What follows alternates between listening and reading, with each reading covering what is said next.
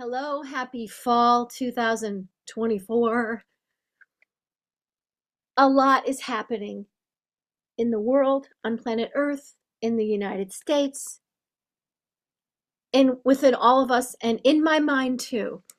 And I am doing A Course in Miracles for the third time. I've talked about A Course in Miracles quite a lot here. My book lost its cover because it's so old. Um, I want to say a couple things real quick before I talk about what I want to talk about. I put this picture of Jesus here in the background because I thought, I wanted to snazz up my background. And I got this in Mazatlan, Mexico. It was by this beautiful cathedral, and this picture is everywhere. This certain artist's rendering of Jesus. And as soon as I put it there, my mind flooded with all kinds of worry thoughts. People are going to think I'm whatever, fill in the blank. Because the name Jesus, oi, oi. I did a one woman show about my life, and Jesus was a character in my show, and I made him like a New Yorker, a Jewish New Yorker, because I think that like symbols like Jesus, God, Buddha, even symbols like mom and dad, all or Zeus, all of these archetypes and symbols and metaphors go into our thoughts, and for some of us they come into our hearts, and we personalize them. So the Jesus that I know, that Susie Porter has known all her life, has always been an energy of, and it's evolved since I was a child to now, but it's always been an energy of love.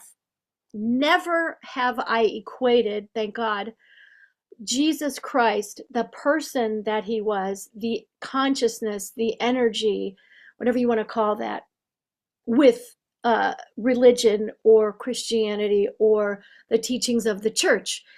If you've been watching any of my videos, I like to talk a lot about how I went to a Bible college when I was 17. So I always had like this kind of a split in my mind of the God and the Jesus, and the sort of the Jesus that I felt in my heart, and the Jesus that they would sometimes interpret from the pulpit, and they were not always the same. Especially when someone would stand up in church and say, "We're going to pray." I remember there was this one old woman in my church in Lakewood, Ohio. And I loved my church. It was a loving church, an Assembly of God church. But this one woman was always mean spirited. And she goes, "Let's pray down the record store." And it was this really cool, hip, trendy record store in Lakewood, Ohio. "Let's pray it down."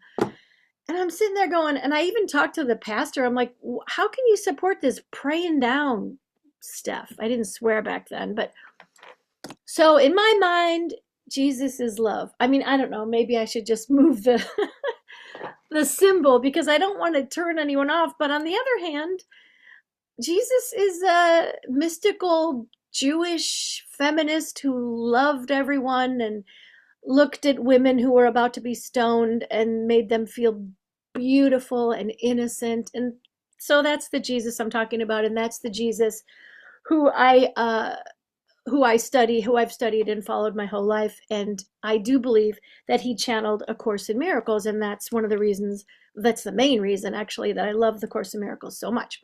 So I'm doing the workbooks. The Course in Miracles is 3 different books. It's a workbook, a text, and then a manual for teachers at the end, which is the really short part. So the workbook it's so simple and yet so deep and profound and intense.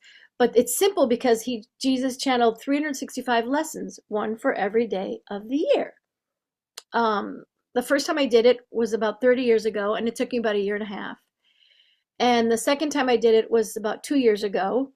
And now I just started again, and I'm on lesson 31. But my main objective in studying the Course in Miracles, or any spiritual sacred text, or anything that's going to change my life, is not to get it intellectually, because that's been my thing my whole life. I'm super academic, intellectual.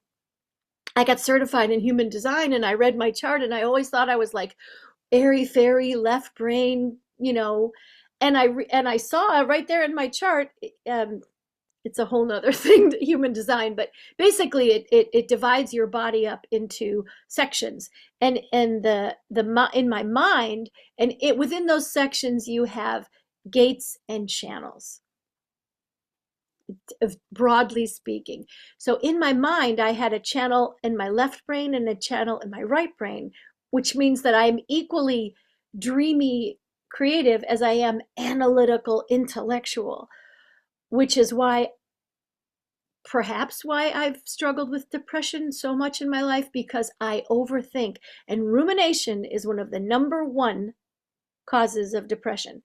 And instead of trying to fight my brain, I mean, it's almost like, I don't want to say I can't help it, which ties into lesson 31 today. I don't want to say I can't help it, but my brain is designed to think and ponder and contemplate and analyze and even overthink. I enjoy thinking, usually. You know, if I'm thinking about something that makes me happy, it feels super good.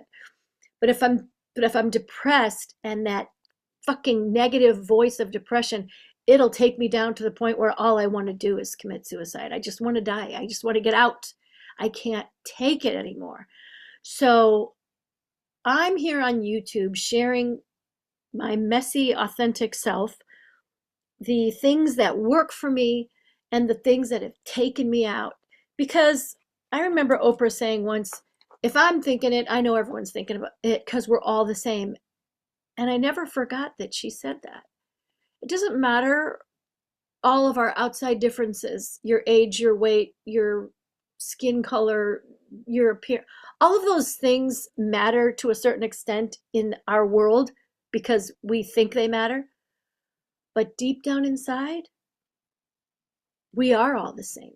I'm convinced of it.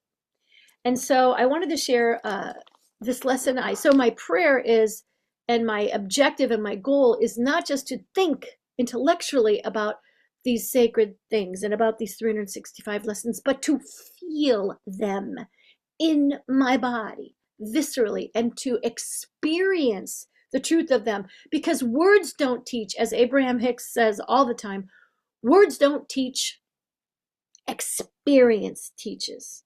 And those of us who've been on this planet for a few decades, we know experience is a bitch of a teacher, or experience can be an amazing teacher, depending on the experience. So my lesson for today is, I am not the victim of the world I see. And along with the lesson, Jesus gives these little prescriptions, like a little sort of tasks, how to get the lesson, how to really learn the lesson. So today it's kind of easy. Sometimes you have to think these things 6 times a day for 2 minutes. So you're literally like setting your timer all day saying the same thing. But today's is just once in the morning and once at night. And for some inexplicable reason, when I was saying this out loud to myself, I am not the victim of the world I see. So his instructions are to look around you and just to very slowly say, I'm not the victim of the world I see. And no kind of hierarchy, like I'm not the victim of the government or economic suppression or patriarchy or what my dad fucking did to me when I was a kid, or my parents' lack of like ability to love me the way I really need it. Like, or I'm not the victim of, I stubbed my toe. Like, there's no hierarchy. He says just to very relaxed think of things and say, I'm not the victim of the world I see. And then the second part is to close your eyes and to all the things that come in about your internal world. I'm not the victim of these anxious thoughts. I'm not the victim of feeling neurotic and insecure, even right now making this video. I'm not the victim of the world I see. I'm not the victim of the world I see. I am not the victim of the world I see. And for me, somebody who unconsciously had the belief I'm a victim, I feel it. Even now, as I'm sitting here at 10:30 in the morning on September 26th, saying this to you, I literally am feeling this electrical charge within me of the truth of this. I am not the victim of the world I see. You are not the victim of the world you see. Take a deep breath. I want to get a sip of water.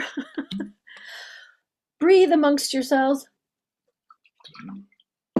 This is profound and life-changing. And I do want to say, I've been studying the course off and on for, over 30 years. And I do remember when I first started it, first of all, it's the language, if you read the text, it's dense and heavy. And I have not read every word of the text. It's a lot. I've read about 75% of the words in the Bible, and the Bible reads a lot easier. But the Course in Miracles, of course, I love it better because it's only the words of Jesus. Like in the Bible, Jesus's words are in red, but in the Course in Miracles, every word is red because it's all him. And so reading the lessons is much easier to digest and to implement into your life. And Jesus designed it to take you from lesson 1, which is, what are the exact words? Like, I don't know. Basically, I don't know nothing. I don't know anything. I don't know, what are the exact words? Nothing I see in this room, on this computer, on YouTube, in Los Angeles, in the world, means anything. This doesn't mean anything. It is the ultimate exercise in becoming like a little child. And Jesus says in some other of his channeled works, he said, when I said to become as a little child, I meant become as a little child, like a 3-year-old or even a 2-year-old. Because I've worked with 2 and 3-year-olds for over 20 years, and they're naturally curious. They're natural creative geniuses. They're natural scientists. They have no beliefs yet, really. I mean, they're new. And that's how we need to be, even if we're 50, 60, 70, 100 years old. If we can't approach life with that beginner's mind, with the Buddha called it the empty rice bowl, then you can't learn a thing.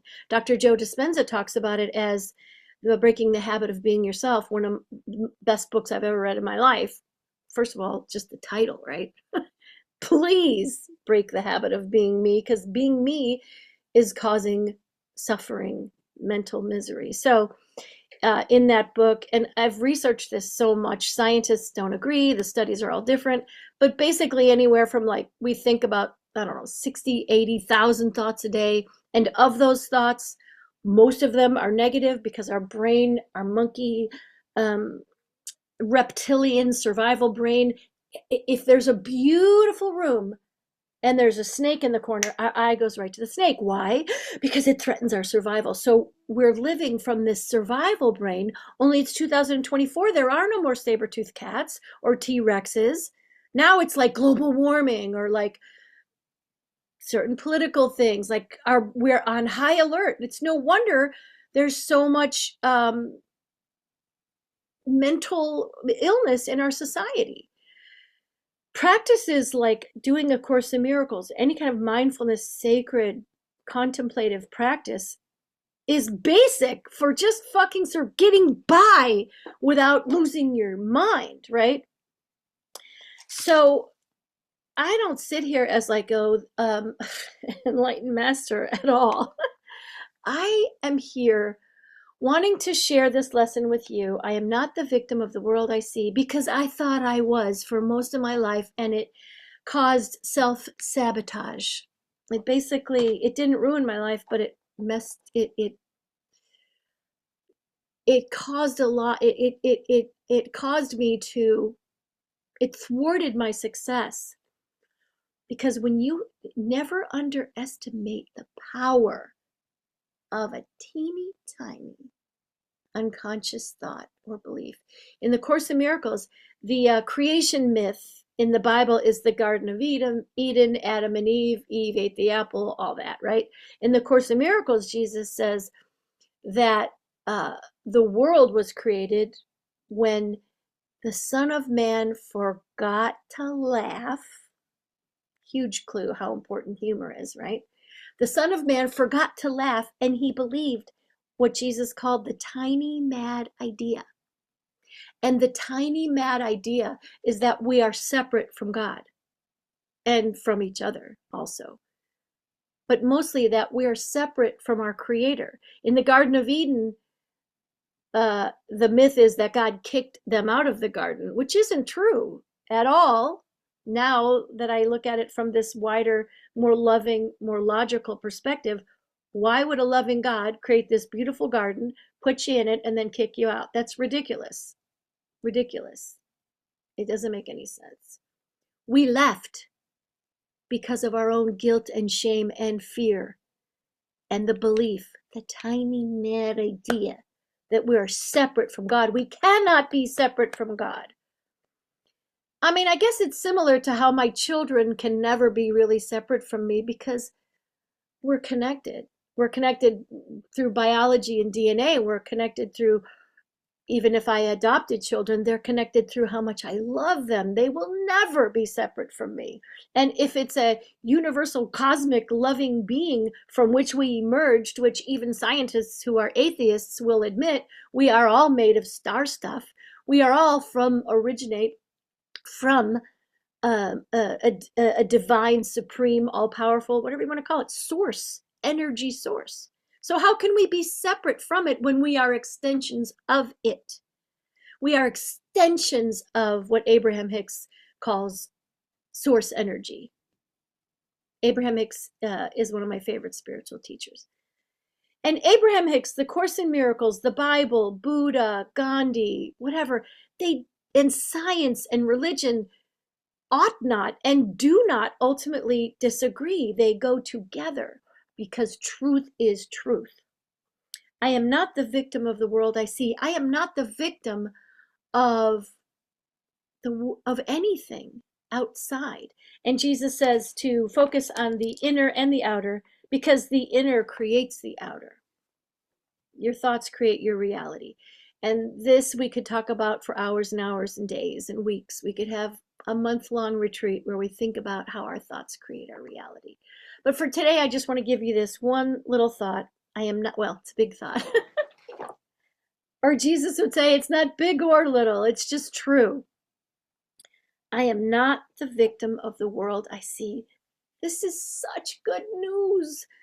If you had an abusive, traumatic childhood, I did. And I thought I was the victim of that traumatic childhood. Trauma, capital T. I believed because it went into my hard drive of my brain. But now, as an adult, I wanted to say, I got off track. In the Course in Miracles, Jesus says in the introduction, now I'm going to paraphrase because Jesus does not swear, but I do. Jesus says, go through the lessons, and it doesn't matter if even if you don't believe them, they might irritate you. And in my language, I would say they might piss you off. You might feel defensive. You might even feel angry. He said, it doesn't matter. Just be willing to open your mind to the possibility. Just read my words and let them settle as best they can into your consciousness. So I am not the victim of the world I see. This might piss you off. You might have an entire memoir of 15 chapters of why you are the victim of the world you see, and I will not tell you you're wrong. I would never disagree with someone if that's what they really thought and felt. I actually have profound empathy and compassion and firsthand understanding of how that feels to believe that. And it makes sense.